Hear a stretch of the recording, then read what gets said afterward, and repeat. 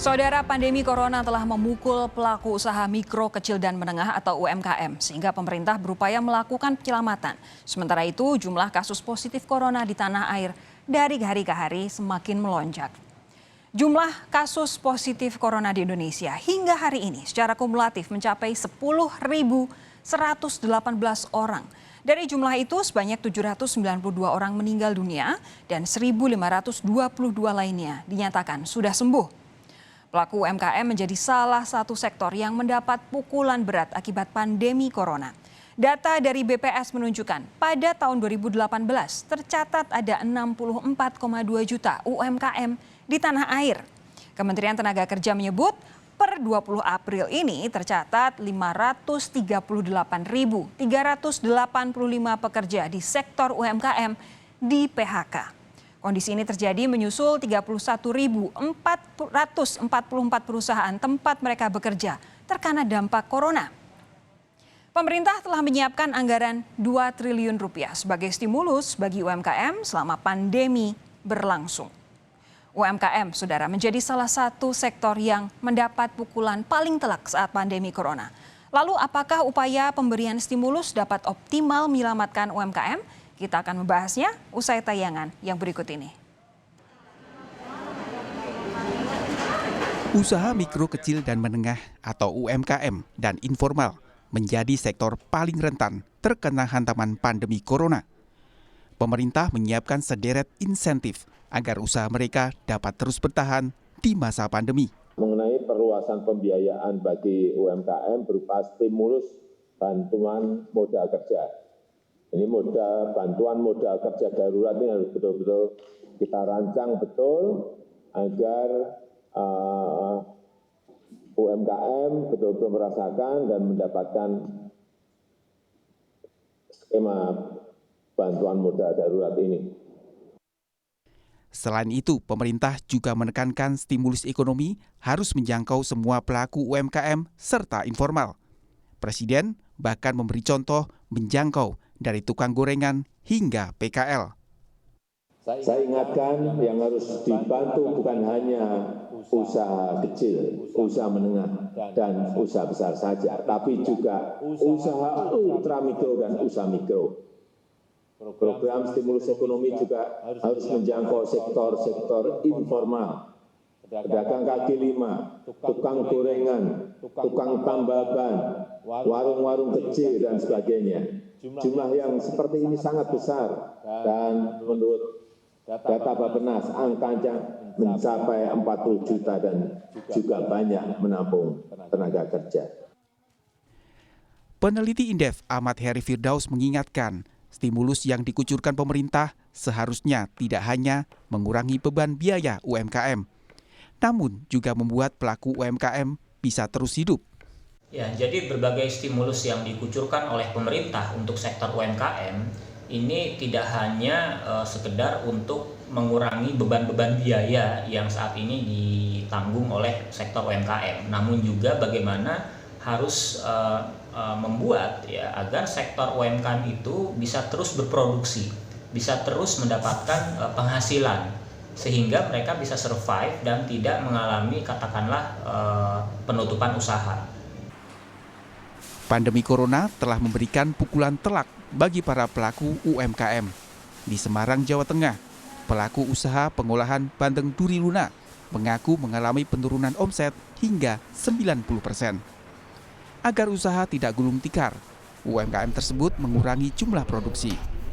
Kita memang merasakan betapa ya istilahnya itu dampaknya itu bagi UKM sendiri lumpuh. Jadi itu istilahnya sekarang itu ibaratnya penjualan bisa untuk makan saja ya kita sudah berterima kasih untuk sampai saat ini lah. Dampak yang sama dialami oleh pelaku usaha di sektor pangan. Salah satu warteg di Tanjung Duren, Jakarta mengaku omsetnya turun hingga 70% akibat pandemi corona. Untuk penurunan omsetnya hampir 60-70% turun ya dibandingkan di hari-hari biasa semenjak adanya COVID-19 ini. Tersendatnya kegiatan ekonomi imbas pandemi corona di Indonesia sangat mempengaruhi pelaku UMKM, terutama yang tingkat permodalannya terbatas. Perlu langkah yang cepat, tepat, serta nyata untuk menyelamatkan sektor ini dari pandemi. Tim Liputan, Kompas TV.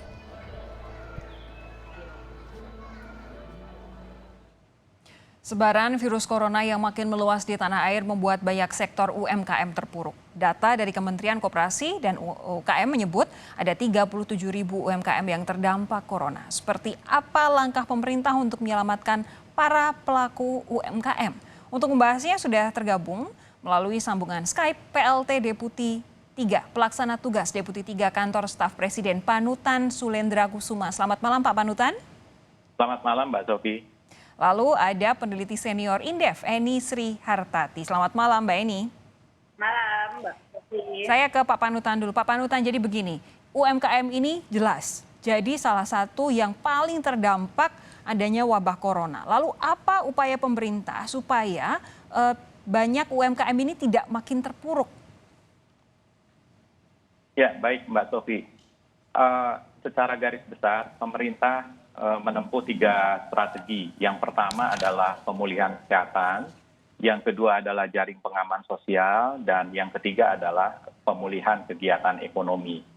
Nah, saat ini pemerintah sedang konsentrasi di penanggulangan masalah kesehatan dan jaring pengaman sosial. Namun demikian, untuk pemulihan kegiatan ekonomi, pemerintah kemarin telah melakukan rapat terbatas dipimpin oleh Bapak Presiden, dan beliau sangat concern dengan kondisi ini, telah mengambil setidaknya 5 kebijakan. Yang pertama adalah Bapak Presiden memerintahkan jajarannya untuk memastikan bahwa pelaku UMKM yang termasuk kategori rentan miskin dan miskin atau terdampak penyebaran virus corona harus menjadi bagian dari penerima bantuan sosial. Bantuan ini misalnya adalah paket sembako, bantuan langsung tunai, diskon tarif listrik, dan program keluarga harapan. Kebijakan yang kedua adalah pemerintah akan memberikan insentif perpajakan bagi pelaku UMKM yang omsetnya di bawah 4,8 miliar per tahun. Salah satu insentif yang diberikan adalah pengurangan tarif pajak penghasilan (PPh). Yang ketiga adalah relaksasi dan restrukturisasi kredit UMKM. Restrukturisasi ini dilakukan berbagai cara, mulai dari penundaan angsuran subsidi bunga, penundaan angsuran subsidi bunga bagi penerima KUR, kredit UMI, hingga pegadaian. Yang keempat adalah pemerintah akan memberikan pembiayaan modal kerja bagi 23 juta pelaku UMKM yang belum pernah mendapatkan akses ke lembaga keuangan. 23 juta ya? Ya, baik perusahaan pembiayaan dan perbankan. Oke, yang terakhir? Yang kelima adalah Presiden juga menginstruksikan kepada Badan Usaha Milik Negara dan BUMD untuk menjadi penyerap pertama bagi sektor produksi UMKM. Penyerap dari apa, Bapak? Sektor. Jadi yang kelima adalah Presiden menginstruksikan BUMN atau BUMD untuk menjadi penyerap dari produk-produk UMKM berbagai sektor. Misalnya pertanian, perikanan, kuliner, dan industri rumah tangga. Dari 5 ini apakah sudah ada yang benar-benar sudah dijalankan dan kemudian cukup berhasil membantu para pelaku UMKM? Kebijakannya sendiri baru diputuskan 2 hari atau 1 hari yang lalu, Mbak Sofi. Jadi memang ini perlu waktu untuk bisa sampai ke pelaksanaan. Namun demikian, Bapak Presiden menyatakan memerintahkan jajarannya untuk melakukannya dengan secepat-cepatnya dan setepat-tepatnya. Pak Panutan punya data tidak sektor mana saja dari UMKM ini yang paling rentan terkena dampak wabah corona? Ya, tentunya dari laporan Pak Menteri Pariwisata, itu terlihat sekali bahwa yang paling terdampak itu adalah di UMKM yang bergerak di sektor pariwisata. Kemudian di sektor pariwisata ini ada pendukung-pendukungnya. Jadi misalnya di sektor pariwisata itu ada yang menjual barang kesenian, kemudian makanan, kemudian pakaian di daerah wisata, pekerja seninya, dan sebagainya. Itu juga sangat terdampak gitu. Bu nah, Eni. Yang kedua, Ya. Oke, silakan lanjutkan Pak Panutan. Nah, kemudian UMKM misalnya pemilik warung makan atau restoran di daerah wisata. Yang ketiga adalah misalnya UMKM pemilik penginapan seperti hotel, wisma dan sebagainya. Jadi kelihatannya yang paling terdampak adalah kegiatan-kegiatan yang memang orang harus hadir di situ. Betul. Itu Mbak Sofi. Saya pindah ke Bu Eni. Bu Eni, begini, ini tadi katanya ada 5 kebijakan yang baru akan dilaksanakan oleh pemerintah karena kebijakannya baru dirumuskan 1 atau 2 hari yang lalu. Menurut Anda ini cukup atau tidak, Bu Eni? Ya, walaupun baru diumumkan, tapi sebenarnya kan ini sudah dalam kerangka waktu pemerintah atau presiden mengeluarkan Perpu, Kepres dan Perpres kemarin, Mbak Sofi. Jadi ini masuk dalam dukungan dunia usaha. Nah, cuman yang mesti kita betul-betul evaluasi, ini kita kan kemarin ada banyak kegaduhan ya terkait dengan bansos. Nah, ini jangan sampai terulang lagi. Maka yang paling utama adalah adanya kejelasan program. Jadi misalnya tadi kan judulnya yang dirilis tadi itu adalah untuk UMKM. Nah, kalau UMKM itu harus benar-benar program-program yang to the point untuk UMKM. Misalnya tadi yang pertama kan bansos. Bansos itu mestinya itu skemanya itu harus benar-benar clear. Jadi bansos itu ditujukan untuk misalnya yang miskin dan rentan miskin. Atau kalau mau ditambah lagi misalnya yang kena PHK. Jadi nanti dari level pusat sampai level daerah itu mudah guidance atau panduannya siapa yang harus mendapatkan bansos gitu. Nah, kalau ada kriteria lagi, ini ada UMKM juga harus menerima bansos.